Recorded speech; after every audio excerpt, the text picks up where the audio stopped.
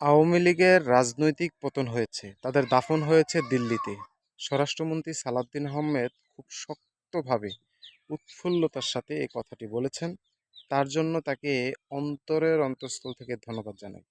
বাংলাদেশের ২৪-এর গণঅভ্যুত্থানের পরবর্তী সময়ে বাংলাদেশের নতুন করে এগিয়ে যাওয়ার যে প্রেরণা, এই জায়গায় সবচেয়ে বড় বাধা, ভয়, আশঙ্কার জায়গাই হচ্ছে আওয়ামী লীগের ফিরে আসা।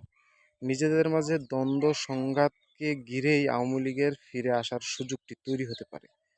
যদি আওয়ামী লীগ বাংলাদেশের রাজনীতিতে ফিরে আসে, তাহলে বিপ্লবীদের মরণ ছাড়া আর কোনো রাস্তা থাকবে না।